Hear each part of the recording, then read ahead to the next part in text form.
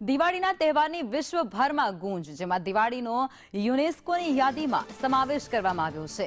યુનેસ્કોના અમૂલ્ય વારસાની યાદીમાં સમાવેશ કરવામાં આવ્યો છે. યુનેસ્કોના નિર્ણયને પીએમ મોદીએ પણ વધાવી લીધો છે. ભારત અને વિશ્વભરના લોકો ખૂબ જ ઉત્સાહિત આ મુદ્દાને લઈને થયા છે.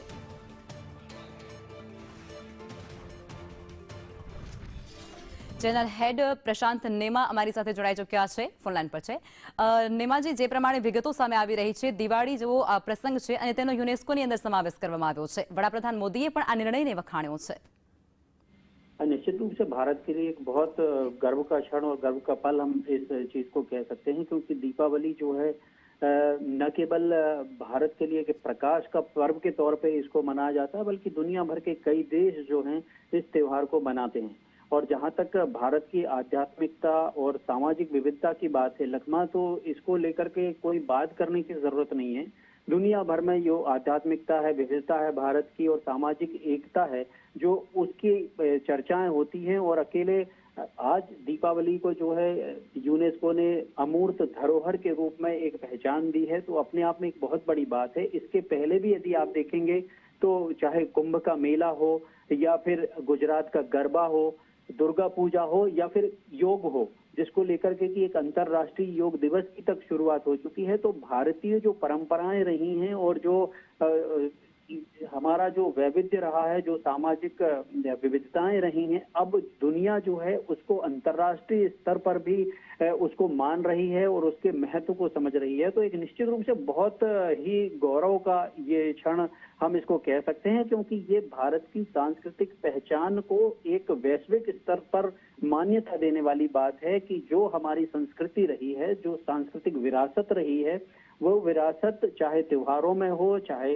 सामाजिक अवसरों में हो, चाहे फिर योग के रूप में हो, कहीं ना कहीं हर एक तरह से उसकी एक ठोस वजह है. इस ठोस वजह की वजह से जो है वो अस्तित्व रखती है.